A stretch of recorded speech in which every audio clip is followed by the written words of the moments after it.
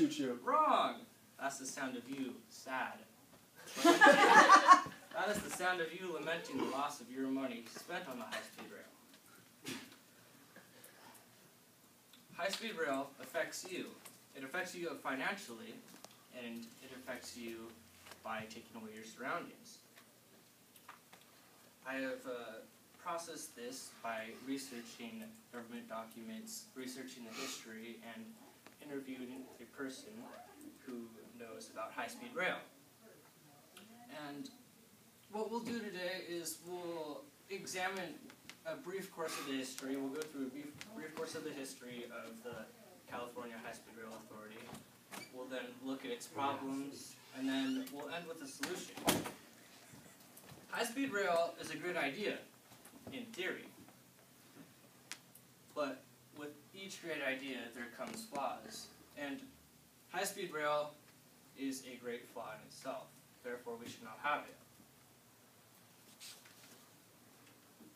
High-speed rail, it was the California High-Speed Rail Authority was started in 1996 by Governor Jerry Brown. It was started in 1996. That's the logo right there. That's when the planning began.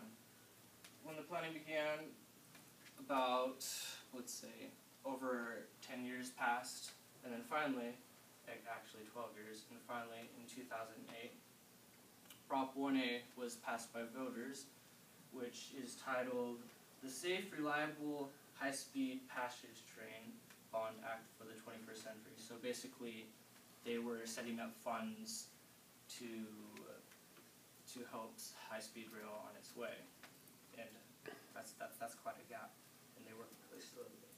Anyways, the mission statement of high-speed rail is from the website Californians for High-Speed Rail. Is high-speed rail is essential to meeting the needs of the 21st century California. We believe high-speed rail is a necessary element of our economic recovery by creating jobs, providing affordable transportation choices, and generating a green dividend that will enable new growth and prosperity. Within its almost 20-year period from 1996 to 2013, the California High-Speed Rail has been planning the plot of rails from Sacramento and San Francisco areas to Los Angeles and San Diego area, which is cut off because my country's. Anyways, and with this, on another website from the city of Morgan Hill through California High-Speed Rail, they say that 800 miles of new track will be put in place with 24 different stations. The travel time from, say, San Jose to Los Angeles will be about 2.5 hours. If it were from Sacramento to San Diego, that'd be about 3.5 hours at the top speed of 220 miles per hour. And now that you know a little bit about the history and the plans of high-speed rail, I will move on to its problems. On September 27th of 2012, Governor Brown was interviewed by San Francisco Gate newspaper. And what he said was, "I believe California is a leader. It's a leader in energy, it's a leader in medical research, it's a leader in venture capital, and I'd also like to see a leader in high-speed rail," he said. The governor went on to say, Spain, China, Japan, France, Germany, all these countries can afford it. California, I believe, can. And from this statement, the first issue comes up, which is the issue of money. Prop 1A is actually a proposition that bases the money on a bond, which is basically we're borrowing money that we don't have, where we're trying to get money that we don't have, which tells us that we cannot afford high-speed rail. The second part to Prop 1A is that the money comes from tax bills, which we pay, but we also subsidize the high-speed rail, which means is that we'll pay for the tickets that people will buy. So we'll be paying for other people's tickets that they buy. Another part is that the budget is too high, and as time goes on, as they wait, the budget grows.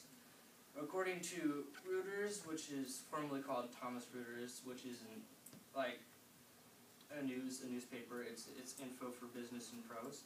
The budget is now $30 to $68.9 billion, whereas about 5 years ago it would have been something like $28 million. So inflation affects the growth and a bunch of other factors. The second issue that we come upon is the damage to property. In order for high-speed rail to reach its speed of about 220 miles per hour, the rails will have to be more or less straight. They can't have too many curves. And in doing that, it'll go through many businesses and many homes. The man who I talked to, his name is Randy, he said that about 7,600 businesses will be lost if high-speed rail is built. The loss of these businesses would actually take away. It wouldn't. The building of the high-speed rail would not build jobs. It would take away many firmly based jobs that we already have. And this leads us into environment. The environment that will be affected, for example, by the sound. The sound that is caused by the high-speed rail is about 95 decibels, which is basically like you have a jet flying about 500 feet. That's how loud it is. It'll be able to make things shake on the table like a pencil. If you put it on the table and have it go by, it'll be able to make it rumble, stuff like that.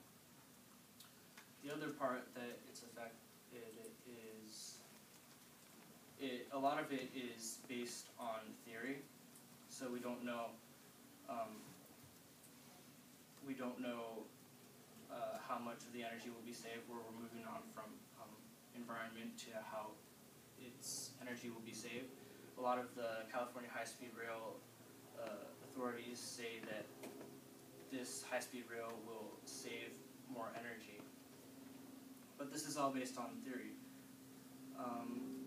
It says, we're not sure, this is from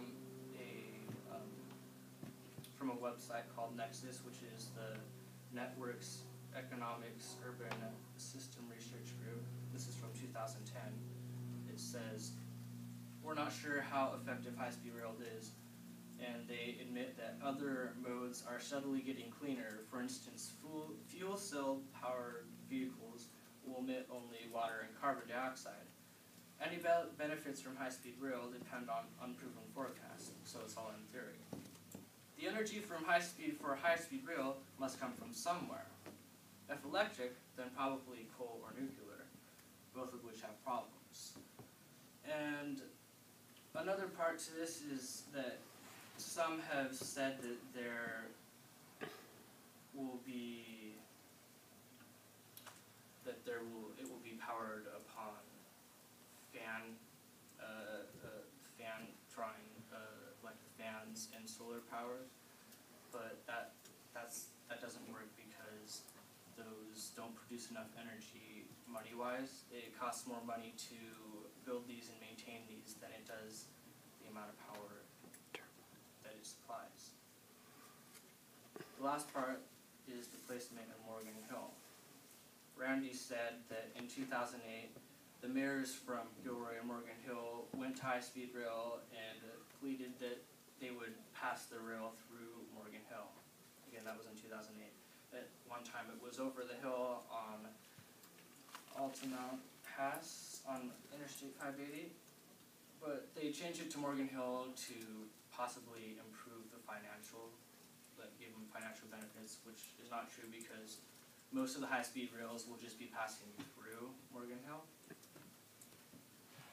And so the benefits, they won't affect us. It will only affect major cities. And we will lose major developments, which we already have here, and we will lose houses. So we ask ourselves, how do we avoid this? Well, first of all, not many people know about it, so we should probably educate people about high-speed rail and tell them how it is not a good plan. And then after that, we should take action and stop the planning. If this doesn't happen, it'll put us in an economic handicap for loss of jobs, property, and money. And we will be sad. It'll cause more damage than repair because we'll be taking away jobs that we already have, putting in a system that in theory may work, and we don't know how effectively it will work. So it'll do more damage than repair. What we looked at today was a brief history of high-speed rail. We explained the problem and we saw the solution. High-speed rail will affect us, and it is already affecting us by taking away money through loss of finance, loss of property to a nuisance. I've done my research, I've looked at the government documents, the history, and I've interviewed people, and I would encourage you to do so also. This is a bad idea, and I say, all aboard to stop the California high-speed rail before it departs.